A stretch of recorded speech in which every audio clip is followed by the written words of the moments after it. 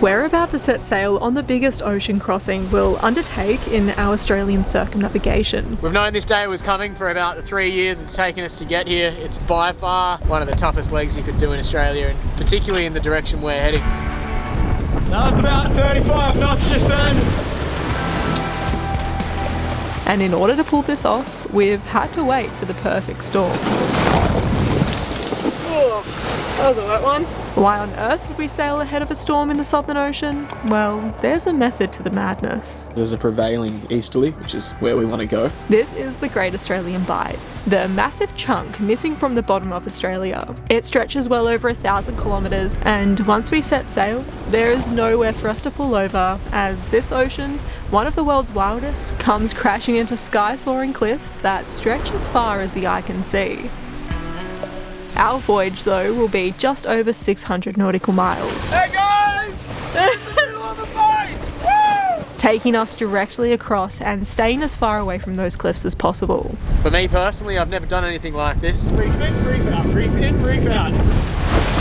Have we told you guys that we don't actually know really where we're going? East. We're going east. The challenge is, we've had to wait for one of these systems to roll its way around the bottom of the globe. It needed to be big and strong enough to temporarily disrupt the prevailing easterly winds and provide us with a west-southwest wind for enough time for us to get across before the easterlies settle back in. Our journey proves to be wild, exhilarating, and strangely the best thing we've ever done. Land ho! There's nothing quite like the feeling that we're experiencing right now, so... But it's not to say we weren't cripplingly nervous beforehand. Today is the day, yet we still have probably another 14 hours before we leave. I'm feeling very excited to get to the other side. The only thing is there's about 6 days between us and the other side. Yeah, anyway, hopefully it should be good. Looks like we have some decent weather, you know, it's workable, it's manageable. We'll deal with it and we'll get to the other side, eh? This crossing has been a long time coming, and if you're newly tuning in, this is me, Soph, and this is my partner, Slim. That was my goofy dance. Years ago, in the peak of COVID lockdowns, like most people, we found ourselves lost and without work. I'm, as you can see, trying to do a bit of study in the tool shed. Determined to not let time go to waste, we decided to take advantage of the universities moving online and got accepted into our degrees. Soph got accepted into uni. I'm going to uni. Already living aboard Nakama, our 34-foot beauty, this was our opportunity to set off on what would be a life-changing adventure, and we've been on the move juggling sailing and study ever since. Yes, behind the scenes we do uni, we do attend lectures, and we do get our assessments in on time. Woo! Which has led us to being here at Middle Island, waiting in anticipation for the next big leg of our Australian circumnavigation. We're soon to be pushing out of Middle Island and heading east across the Bight. This will be the biggest crossing we'll have to do in our Australian circumnavigation. To say we're ready for it, I'm not too sure. Nah, we're as ready as we'll ever be. Yeah, we're gonna get this boat into boat shape again. Nakama's a funny boat. She can be half house, half boat. Sometimes she's gotta be more of a boat than a house, and other times she's gotta be more of a house than a boat. As of this evening, she's gonna have to well and truly be very boaty. Dinghy up. We're currently waiting for an easterly blow that's come through to ease off before we leave, which has meant we've had a full day to get Nakama into sailing mode. This is the person off watch sleeping arrangement.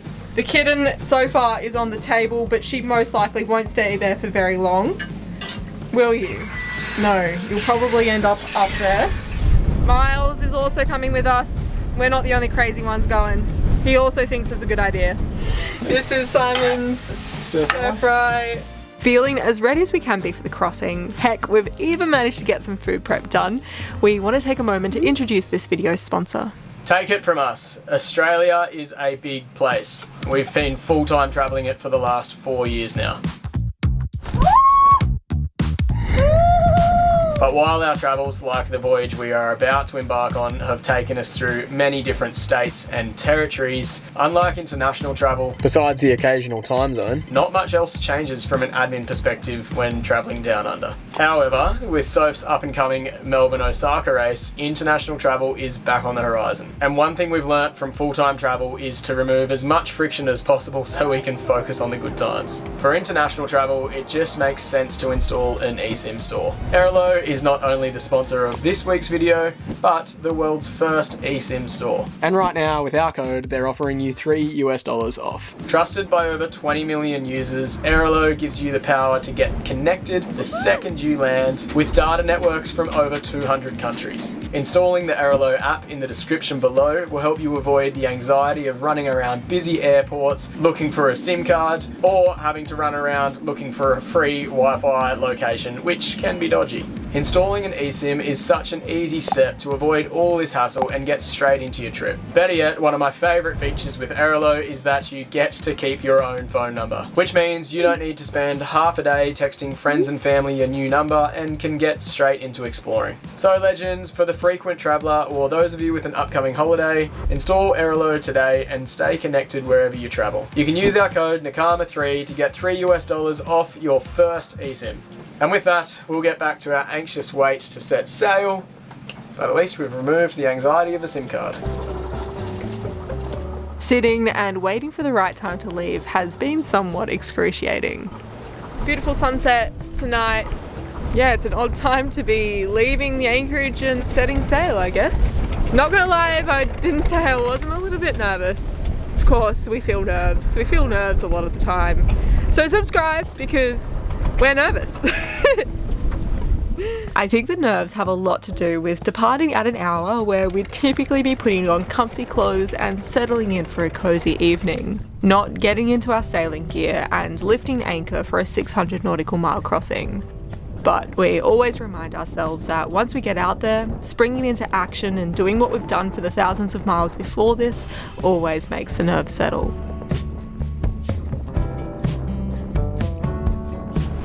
We've just managed to get sailing. We're actually going along really beautifully. We've got a reef in the main and not all of the head sail out. Yeah, we're sort of heading southeast at the moment. Yeah, it's quite nice actually. See? All the nerves are always for nothing, eh? Anyway, we're underway. Wish us well. I think what the plan of attack is to take this northeaster and head southeast and yeah, wait for it to turn. I think it's going to be then turning north, so we'll slowly come around with that, and then eventually tomorrow there'll be a low front coming through and we're going to get hit by southwesterly winds, then turning southerly for 2 days I believe, and then after that it's really hard to tell what we're going to have. Probably a mixture between easterlies, southeasters and northeasters. Yeah, we'll take that as it comes, I guess.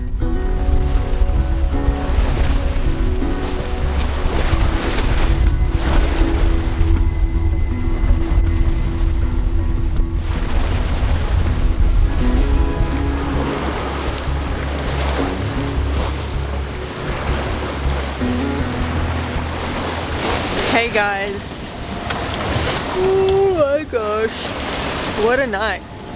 Basically we popped our heads out of the anchorage, we left with one reef in, and it wasn't long until we were putting our second reef in with 30 knots.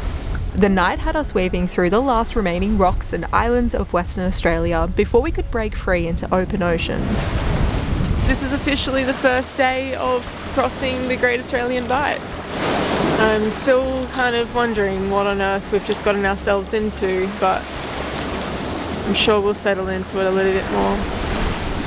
This morning we found ourselves already about 60 nautical miles into our journey and still making good ground with this northeasterly wind. But yes, it still feels a little daunting that we've just put ourselves out here with an impending weather system. We are expecting the system that we're hoping to sort of ride across the Bight to hit early afternoon, basically. It's about 10, 11 o'clock in the morning now. We knew the wind was shifting today, and often when a change like we're expecting comes through, there is a bit of a calm moment in between. So we're using this calm to set up the boat, ready for a southwesterly. Soph's just setting up the preventer. And ready for what could potentially be a pretty strong breeze.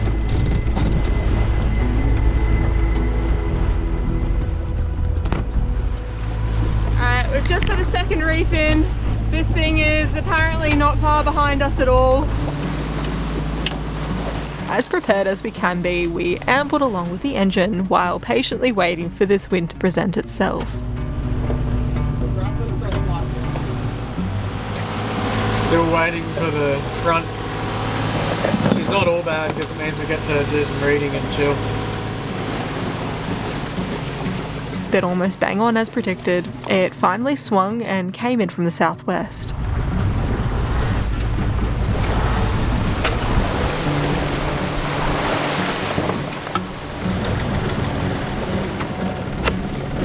Back to sailing. To our surprise, it didn't hit in an all-at-once fashion. I'm sure it'll build though. Alright, may as well put some pants on then. And it did. It continued to strengthen over the hour, which Nakama responded well to. For the moment, it was really pleasant sailing.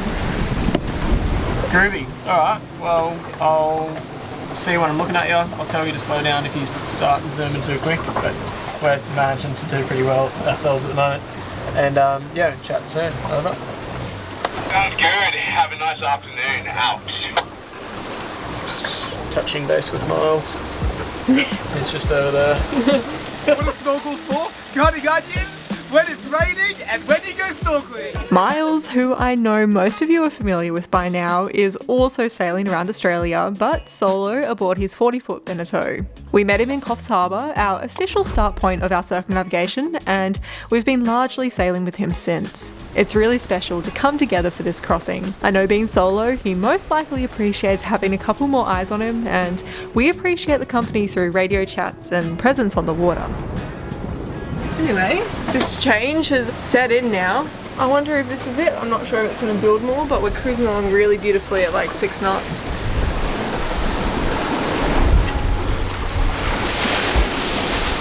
Over the course of the day, the conditions strengthened and strengthened, from 15 to 20 to 25 knots of wind. She's certainly picked up now. Yeah, it looks like we can see the fringe of this system starting to encroach on us a little bit. Finally, the clouds we were expecting with this change came over. Well, let's see what this cloud has in store for us. And they brought with them the blow we were also expecting. Just want to get some shots. That was about 35 knots just then. We already had little sail up with our second reef set in the mainsail, but we needed to reduce more of our head sail.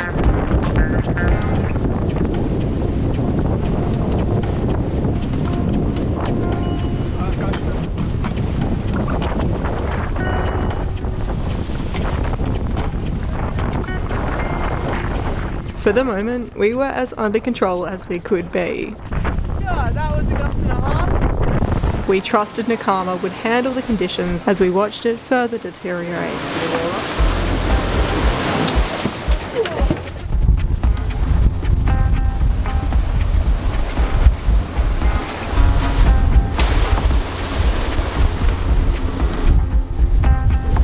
The wind was a perfect angle, and we were flying. After setting Nakama for the conditions and making sure everything was going smoothly with the boat not feeling overpowered and managing to hold us on course well, we felt comfortable to close out the wild and get cozy inside. Might put 1 or 2 washboards in.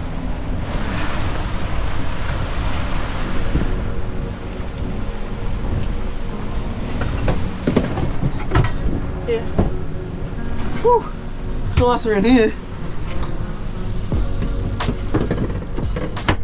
So our sailing down here is a little bit different to how we'd normally sail. We'd always spend like a lot of our sailing days in the cockpit. Down here, I guess it's just a little bit cooler. And yeah, we sort of spend a lot of our sailing days now nestled inside, tucked away, where Simon is now, tucked in.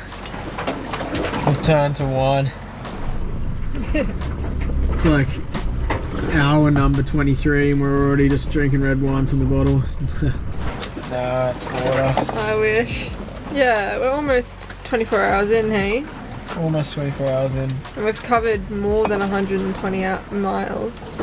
So what is it? What did we say it was? 6 days at... 6 days at 5 knots. Depending on where we're going. Depending on where we rock up. Have we told you guys that we don't actually know really where we're going? Approaching 24 hours in, we've made excellent progress and we're well and truly into the Great Australian Bight, but we're still a long way from the other side. We know this good wind isn't going to last forever, as in a few days it's forecasted to shift in more unfavourable directions. So we're keeping our landfall destination completely open as we play our progress and the wind by ear. East! We're going east. Right, mate. Yep. Oh. Season 2, Ep 1, begin. So we tuck ourselves in for the long haul, thinking how crazy it is that Nakama is shooting us across open ocean while we are warm and comfortable inside. We're reminded only by the wind howling through her rig and water gushing past her hull. And every 20 to 30 minutes when we stick our heads out of the companionway to make sure we aren't heading for any vessels or other objects that should be avoided. We eventually fell into watches of 3 hours on and off until morning was upon us and it was another day out here, just as gloomy as the day before.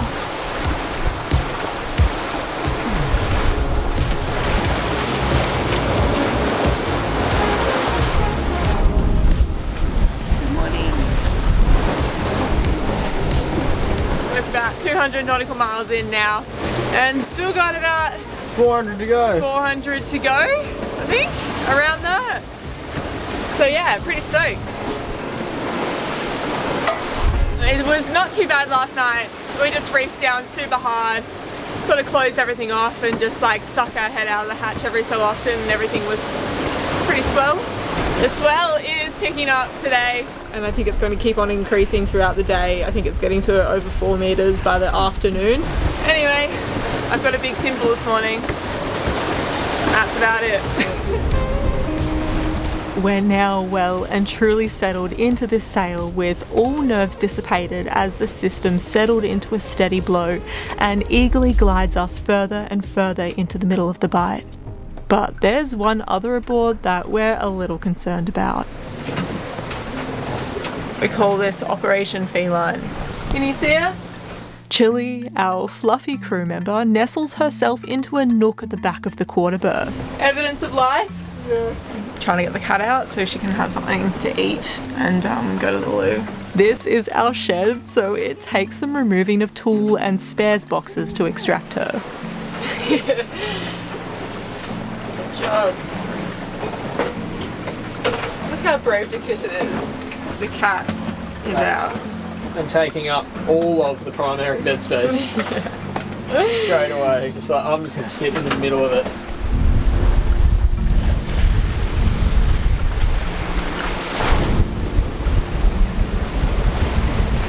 So today we're sitting in this system. Obviously the system's way further south than here, but we're getting the southerlies from that. And yeah, it's not too bad. The wind's settled in quite nicely now. Oh, that was a wet one. We're cruising with it on our beam, which is quite nice. We're pretty comfy at the moment. We're sailing pretty conservatively, to be honest. We've got 2 reefs in the main and a pretty reefed down head sail as well. But yeah, we're still making about 6 knots, so we're just cruising along like that. Making good ground, I guess.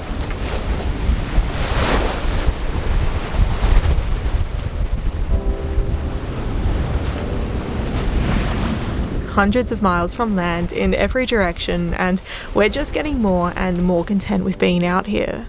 With Miles, of course, who we're still in close quarters with, and his boat gives us perspective of the growing seas.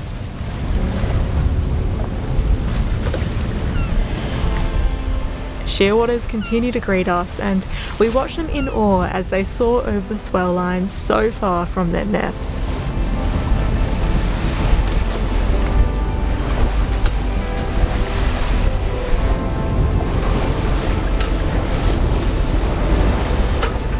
We're gonna have to snuggle to make the most of the room. There we go.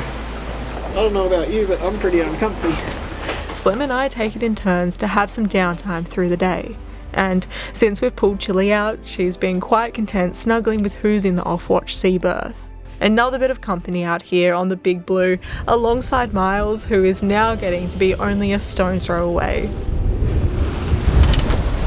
Woohoo! Woo! The sun's out now, that's nice. Miles is like getting real close, he's literally just there. Miles is also sailing conservatively, especially at night to get some sleep, which allows us to peel away from him. But once the day is bright, he gets more sail back out, which then allows him to gain on us again and probably overtake us until the sun goes down, and we repeat this tactic, which is allowing us to stay within a few miles of each other. But with him now quickly pulling out in front of us, we jumped at shaking out the second reef, determined to maintain good speed and trail behind Miles just that little bit quicker.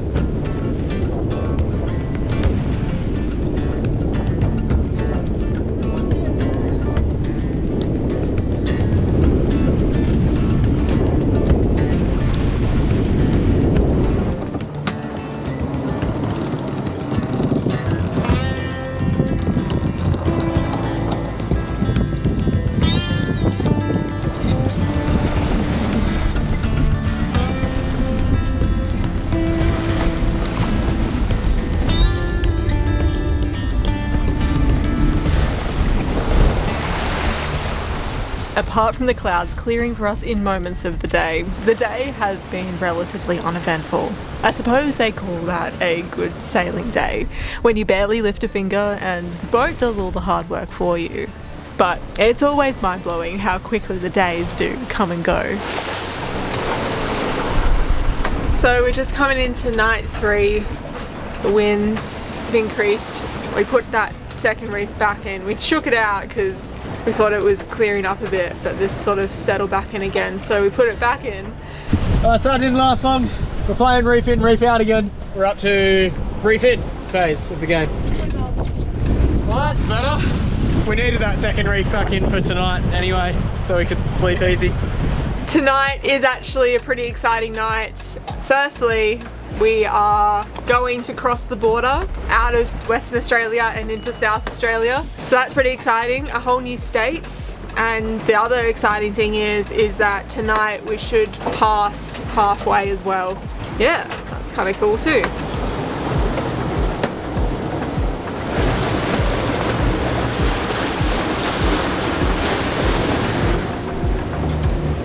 The second half of this crossing doesn't get any less exciting as we cross into South Australia and tackle the most challenging miles of our trip with unfavourable winds, Babe!